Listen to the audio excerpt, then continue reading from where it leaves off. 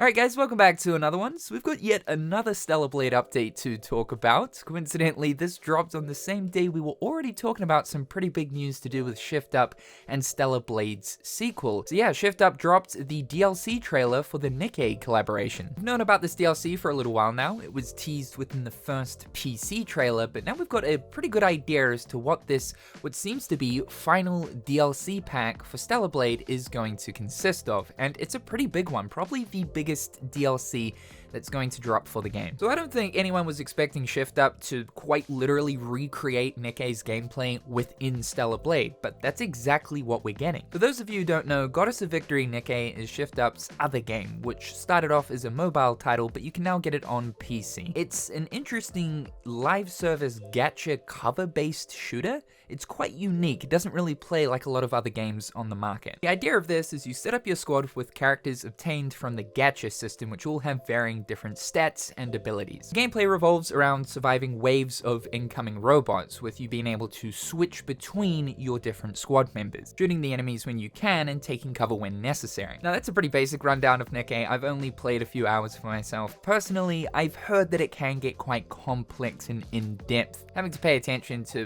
what characters best suit the situation and what enemies you'll be versing. But for this DLC, Shift Up have translated that gameplay into Stellar Blade, like down to the T. The heads-up display has all been recreated. We've even got the same mechanics here with the cover-based shooting. Although we don't have a squad, we can move between barricades. Damage numbers are even here. The burst meter has been implemented too, which in Nikke, this is like your special ability meter gauge. I'm assuming this little scene of Adam and Lily flying in to perform an airstrike is what happens when the burst meter fills up here in Stellar Blade. Health bots that you can shoot out in the field in order to restore your health, and we've even got activatable abilities. It also looks like there's a brand new Nikke here, which is known as a battle droid, which looks like a Rapture, which is the enemies that you fight in Nikke, crossed between an Nikke. And it looks like the bosses work the same way here in Stellar Blade as they do in Nikke. The weak point indicators are there for you to shoot. The trailer shows us two locations of these missions taking place, one in the Wasteland and one in IDOS 7. Now I'd have to imagine that upon completing all of these Nikke missions, you'll be awarded with one of the new outfits. This DLC is going to introduce a handful of outfits inspired by the characters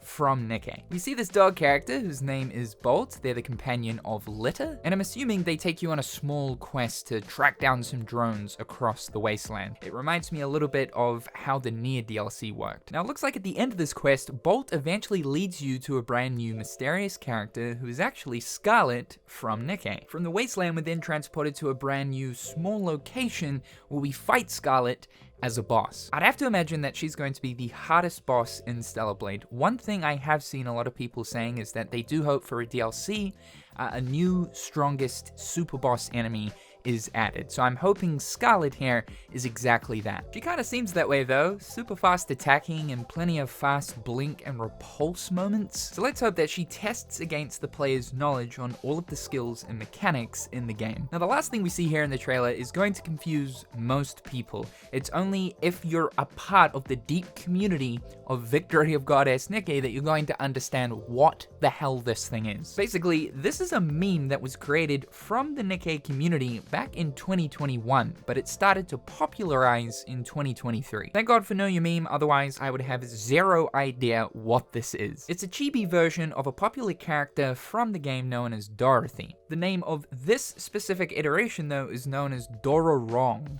I probably butchered that. However, the popularity of this specific meme sort of shot through the roof beyond just being exclusive to the Nikke fandom, where it can be found in other forms that have no relation to Nikke at all. And thinking about it now, it does look kind of familiar. I feel as if it has somehow creeped onto my timeline at some point. Anyway, this is Shift Up's way of acknowledging that meme by putting it directly into Stellar Blade, and it looks like it's actually part of some sequence to do with the DLC. Perhaps you can find Dororong running around in Xi'an, and this is the way that you start the DLC. So this is definitely Stellar Blade's most substantial additional piece of content so far. I'm glad it's not just cosmetically focused like most of the other content that's come before it. It's completely insane how they've just implemented a gameplay system from a completely different game into another game, along with also making one of their other characters from that game a full-blown secret boss fight. But this does look like it's going to be the last substantial piece of DLC